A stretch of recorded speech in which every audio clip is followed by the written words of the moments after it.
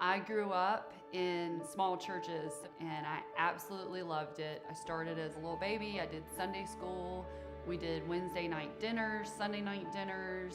It was just fabulous. I was a part of the youth group. I tried to do every kind of mission trip, anything that I could possibly do because I just absolutely loved it. I had a huge passion for God, and it was great to have friends in the youth group because you kind of had a lot of similar goals with, you know, just having the love that you do for God.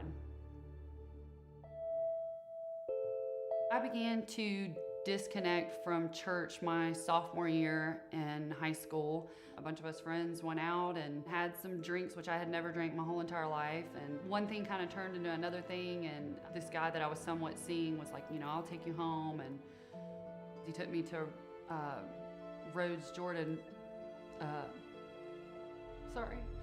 ballpark, and I got raped. And anyway, he dropped me off back at my house. I didn't wake my parents or anything. I just went and got a shower and tried to forget about it until my parents noticed something was definitely off with me. And the worst part about it is I ended up telling my youth group friends, and their parents advised them not to hang out with me because we had been drinking and stuff. I guess they didn't want that being seen by the public in the church. So after that, I stopped going, and I never looked back.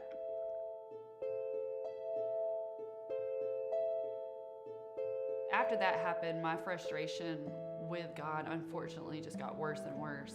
January of '09, I ended up having a full hysterectomy, so I can't have kids.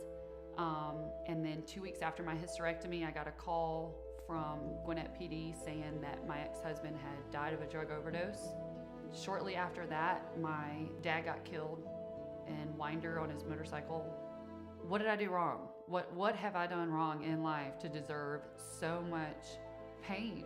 And I just kept going back to that I must have really screwed up with God somehow, and this was a punishment for me, and that I was deserving everything I was getting. We were invited by several friends and couples in our subdivision here in Bethlehem, and I was like, I gotta do something with my life. And so I went to the Bethlehem campus, and I got to see Pastor Mark, and I sent him an email, and we ended up meeting at the central campus, like in the little cafe, and he was so encouraging to me and just told me how much my story affected him. And then he told me about his story. You know, he definitely made me feel like I mattered and that I was a person. He said, you know, Becca, you have such a wonderful story that I think it could help a lot of people. Whether it's young girls or whatever, you have a story that I think is very impactful. And he's like, I just want you to know that you're loved and that, you know, we love you. And that's really, I think all this time, I think that's really what I needed to hear.